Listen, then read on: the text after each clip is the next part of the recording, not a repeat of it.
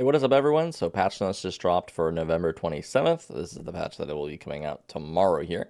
Thought I'd go through with you guys in a video and just kind of talk about some of the updates that are coming to Fellowship in this recent patch. So, I haven't looked through this at all. I have no idea what's coming here. I did see that there are some Tariq buffs, but aside from that, completely going in blind here. So, progression. Due to the recent weeks of balance tuning to heroes and dungeons, we are making some adjustments to the scaling of enemies in Eternal. This is partly to prepare for the Eternal queue and to solidify the current state of balancing as we direct more focus towards the patch on the 11th of December. So if you don't know, during December 11th, they have already announced that they are looking to push out Eternal queue. Now, I don't know if that's 100% locked in or if that's just something that they're trying to do, but you can expect to see it around that time frame. And it looks like they are going to be reducing the enemy's health and damage at Eternal 5, Eternal 10, Eternal 20, Eternal 40, Eternal 50. These percentage increases are actually like pretty, 17% at Eternal 50 is going to make this a lot more manageable, I imagine. 4.6% at Eternal 40. And then the lower Eternals are already relatively easy, so I'm assuming they're not getting too much of a reduction. I'm not an expert or anything, but I feel like reducing the amount of health at Eternal 50 by 17% is mostly just intended to make people go even higher. Like, it seems like they want them to get to, like, Eternal 60, Eternal 70 or something, you know? They want the end game to be even longer. I know that WoW ended up doing, like, a dungeon scrunch at some point. So, like, I remember back in Dragonflight when I played, like, doing a high key was, like, doing, like, a 30 or something, you know? Or at least that was high for me, right? It was really high. Whereas like nowadays, like a high key in WoW is like a 23. Like if you did a 23 gambit, that's like insane. That's what they were doing during the MDI. So they definitely like scrunch keys down like quite a bit. Part of the reason for that was because like it was really weird to like find like queues for the in-between keys. So when you have like have Eternal 50, you notice you have a lot of like different sections of the player base who's going to be looking for, like, we're looking for Eternal 40, Eternal 30, Eternal 20. And especially if you take like an already pretty small community and you kind of fraction your player base like that, then I think that weird things happen. But I'm not an expert. We'll see how it goes. So far, the game's been fine. I am kind of worried when you add a queue system that like some queue times are just going to be insanely long, though. So. Also, their queue system currently, I know, is already kind of weird. I know a lot of people have like struggled to find groups in even in like Paragon and like Champion and Adept League and stuff like that. It's just like it's hard to find. Specifically, tanks, I think, is the problem. So we'll see how that ends up working out.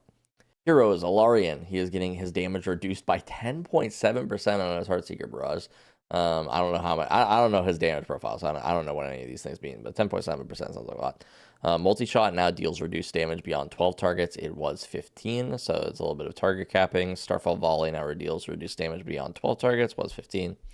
And the impending Heartseeker talent now increases the damage of each consecutive arrow of Heartseeker Raj by 10%. I know Alarian has been getting played a lot right now. He's very strong.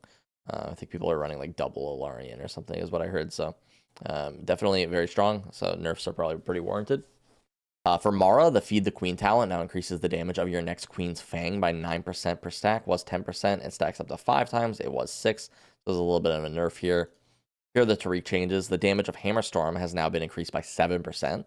The Square Hammer talent now increases the damage by 20% per stack, was 16, and the tooltip has been updated to the correct value. It was previously incorrectly stating 30, so that's nice.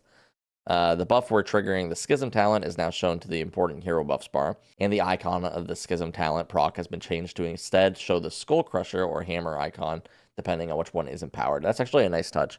It just makes like ease of playing him a lot better. You see the buff pop up, you know exactly what to hit. You don't even have to think about it, right? Due to performance issues, Numa now heals no more than every 1 second. It accumulates the same healing amount as before this change. It just heals less frequently. Mainly, you're probably going to be looking at the 7% damage increase on Hammerstorm, though. I don't actually know what this stacks up to, but the Square Hammer talent change could be pretty good. Also, Tariq, I don't know if you guys have seen, he does a lot of damage sometimes. I made a video recently of a Silken Hollow run that I ran, and the Tariq like peaked at 850,000 DPS or something. I was just like, that's kind of nuts. I'm sure people have done higher, but that was definitely one of the higher ones I've seen. All right, Rhyme changes. The damage of Ice Comet has been increased by 5%. The damage of Bursting Ice has been increased by 5%. The damage of Coalescing Frost has been increased by 10%. A lot of Rhyme buffs here, which is kind of funny because I know Rhyme was pretty strong. Due to the performance issues, Tundra Guard now heals no more often than 1 second. So that's a similar one to the three changes. So yeah, just Rhyme players are ecstatic right now. Mako, the damage of Stone Shield has been increased by 5%. Lashing Storm Kick now deals reduced damage beyond 8 targets, was 5. So they have increased her target cap, and then they have also increased the damage on Stone Shield, which is, again, another AoE ability. So the 5% is actually going to be pretty nice for threat, especially, would be my guess. And then the Lashing Storm Kick as well, just to keep threat on these like bigger packs. I don't actually know if Mako has threat issues. On Helena, sometimes I feel like I'm just like losing threat on random mobs. It could just be because I'm bad, but you never know. Like, next we have Artios. The damage of Searing Blaze has been increased by 7%, and the damage of Fireball has been increased by 7%. You know, you're seeing just like damage buffs pretty much all around, and I think that's been like a common trend for these patches. It feels like there have been a few nerfs, but it was really interesting early on how it's just like, okay, Helena's damage buffed, Helena's damage buffed, Helena's damage buffed. You know, it's just like, it feels like they just keep buffing up the damage. They, you know, as a player too, the funny thing is, like, I'm here for it. You just let us do more damage. I'm totally down for it. Especially if they're tweaking the Eternals right here. You know, like the Eternal 50 like is getting reduced damage. This is just going to result in like people just pushing higher and higher Eternals, I imagine, right? In an infinitely scaling game, you just push the limits to wherever you can go based off of like what your character is capable of. So if they just increase what your character is capable of and they nerf the Eternals, I mean, like, eventually it feels like we're gonna reach the max level Eternal again, but it's just, I don't know, it's just funny. Okay, next up we have Vigor, and the damage of Soulbrand has been increased by 6%, damage of Radiant Blast has been increased by 7%, and the damage of Dawnbreaker Orb has been increased by 10%. So Mikey's going to be really happy about this. He plays a lot of Vigor. Armor sets. Heart of Tazari 2 set, Dark Prophecy, no longer scales with the proc per minute with haste. So the Dark Prophecy tier set was scaling with haste to proc more often, but it no longer does that. Next, we got weapon traits. Excited for this. Sapphire Aura Stone has been redesigned. The Aura Stone spawns next to your target and now accumulates your damage for up to 3 seconds upon spawning, and then pulses that damage out to all nearby enemies. The pulse emits the accumulated damage. This repeats for a total of 3 pulses every 3 seconds over its duration. I'm confused how this is super different from what it used to do, but I guess we'll see in game. That sounds pretty similar. I've never used this one, but maybe it says now the Aura Stone spawns next to your target and now accumulates. Yeah, I don't know. I wish they had the previous one because that sounds pretty similar to what it did before. But Diamond Strike now has a separate proc per minute to its damage and heals procs. Diamond Strike now has a separate proc per minute for its damage and healing procs. That one does not steal procs from the other. Ooh. So you get both. It's not like one or the other. That's kind of interesting. Diamond Strike now also gains increasing procs per minute value for each rank it is upgraded, was a flat proc per minute value on the ranks. I like that. It never feels good to upgrade something if like the main effect of it doesn't actually like increase. So this is a nice touch. Emerald Judgment now deals scaling main stat damage. It was 500%, 600%. So it capped out at 800, and now it caps out at 900. And it started at 500, and now it starts at 600. So it just starts 100% higher, and it goes 100% higher. That's good. Emerald Judgment. Don't even remember what that does, but each time you deal damage to an enemy, you have a chance to conjure a Emerald Spike out of the ground. Ooh, this is the knock-up one. You know, this one sounded interesting to me. I guess it's like it's a procs per minute thing, so it's not very consistent or reliable. But like theoretically, like if you were like fighting a lot of bolters, like this maybe could be nice, right? I'm assuming it interrupts them. Maybe not. Who knows? I don't know how the damage is on this. I never ran it. I've never heard of anybody running it, so who knows? But Kindling now has a separate proc per minute for its damage and healing procs, so that no one does not steal one from the other. So it's the same thing as the Diamond Strike. Yeah. Grounded Spirit now gains a stack for every 1 second you stand still. It was every 1.5. This is a weird talent. Grounded Spirit, it heals you after you like move. So I play a tank, so I guess it probably just sounds weird to me. This is probably like better for any casters. But for a tank, it's like pretty much useless because you just need to be gathering packs most of the time. You could eventually like plant, but like it's just you'd rather take something else. Stalwart Readiness now gains a stack every 7 seconds in combat. It was 10 seconds. Stalwart Readiness is what? This is every 10 seconds in combat that you do not take damage, you gain 1 stack, and the next time you take damage, it is reduced by 2% for each stack of Stalwart Readiness. So now it gains a stack every 7 seconds instead of every 10. So this makes it a little bit better. I can see this being pretty good on like some boss fights. So for example, like the last one in so like the last boss in Cithral's Fall, you know, they do like the meteor. Well, no, because it has the bleed. You have to like find a fight where you just kind of take like a big tick of damage every now and then. I'm thinking like a Godfall Quarry, but like even then you have like the totems which can like chip somebody, and like imagine you just get hit by a totem and then like it breaks your thing, and then you have to do the soak or like one of the explosions goes off from the magic thing. I don't know. It feels like it's kind of funky to run. Like you would only use it in these niche situations where every now and then you needed to live like a nuclear bomb or something, you know? Um, Empyrean Sand. No, because Empyrean Sands it wouldn't even work because like the stars explode so often. So like one would explode, proc it, and then how long does it last? Does it? I think it's just the one tick of damage, right?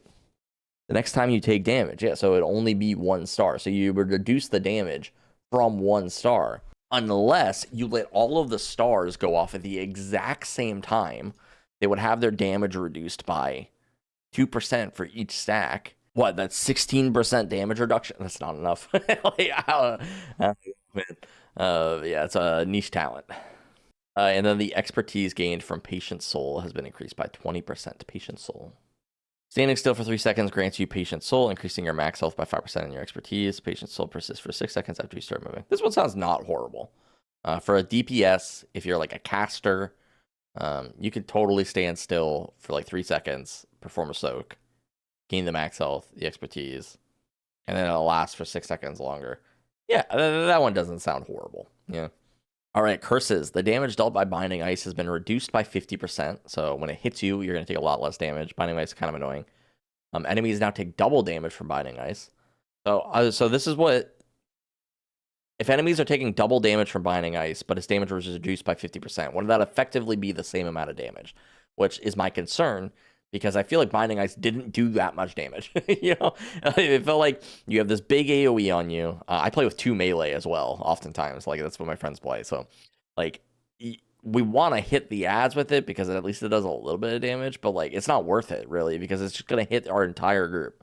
So, I'm thinking, like, dungeons like Sailor's Abyss. You know, you have to stack in for those water elementals. There's a billion mobs. You kind of want to hit them with the Binding Ice. But also, like, if you hit them with the Binding Ice, it hits all of you.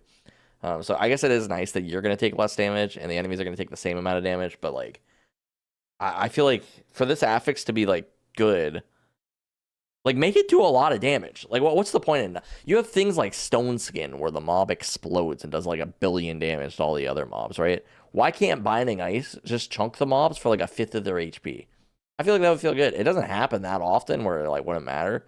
It makes it feel more rewarding when you hit them with it. Maybe they want to like veer in that direction, but it just feels like some of the other affixes are so broken. You have things like Shadow Lord, which I guess you have to commit a lot of resources to kill Shadow Lord. So like, I guess that makes sense that it would be really strong. Like you have to sit there and like beat on this thing for like a while. Sometimes you even wiped it, you know, like have things like Stone Skin that feel very rewarding. Carnage doesn't feel super rewarding in my opinion. Even Empowered, you get like a haste buff after you kill it. Yeah, Binding Ice just doesn't feel great. Enemies are now stunned for 2 seconds when taking damage from Binding Ice. Oh, okay. I'm stupid. I didn't even read the next message. Stunning enemies for 2 seconds is actually kind of cool. Okay, so maybe that's a little bit better, right? Dungeons. We are making an overall adjustment to most enemies and bosses throughout the game with an intent to slightly reduce the amount of time spent fighting bosses and moving that time over to the other enemies in the dungeon. We are happy with the health pools of larger enemies, so we are putting emphasis on bringing up enemies with smaller health pools. All enemies' health has been increased by between 0 to 15%. The lower health that they have, the larger relative increase in health they gained. There's a buff to Stone Skin, by the way. Example, in Cithral's Falls, the Ice Shardling's health has been increased by 11.3%, while the Sentinel's health has been increased by 1.16%. Finally, the Arcane Scholar's health has not been increased. Thank God, dude. If they mentioned they were increasing the health of Arcane Scholars, I'd lose my mind. You have not increased the health of the Shackle Shot Chains, Everdawn Grove Totems, Empyrean Sands Orbs. So these are just kind of like nothing mobs. And then the spirit value points of most bosses have been increased by 50%. The largest contributor to the spirit point generation in boss encounters was previously due to the passive spirit point gain over time. We increased the amount generated from dealing damage to bosses to increase the active contribution. There are a few exceptions to the above due to some bosses having having had higher spirit point values than intended. The exceptions are listed below. Okay, so bosses are going to be squishier. Ads are going to have more health. You're going to gain more spirit when fighting bosses. And this is to speed up boss encounters. I kind of like this with their like philosophy of like shorter dungeons. You know, like dungeons are like 10 minutes long.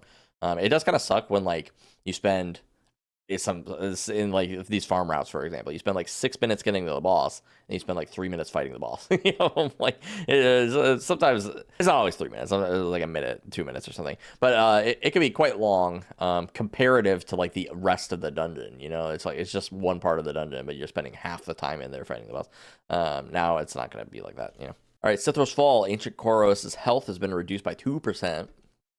Commander Nor's health has been reduced by 7%. Sithros health has been reduced by 7%. This golem, dude, he's so beefy. I guess he's a golem, though. 2%. Is that, like, relative? Like, is 2% of his health the same as, like, 7%? Does he have more health? I don't know if he does, but that fight sucks. I hate this fight. Heart of Tazari, Cultist Initiate health has been increased by 30%. I'm not going to go through all these. I'll look for any key ones, though.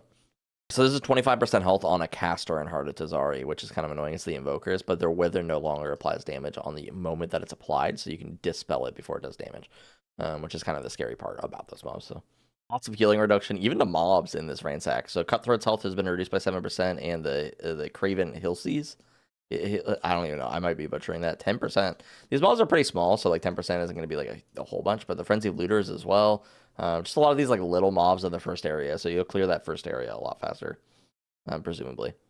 The Godfall Quarry just got interesting. They just doubled the kill point value for the Taskmasters, but they reduced the kill point value for Quarry Stalkers and the Bolters. The Wardstone's kill points are reduced by 50%.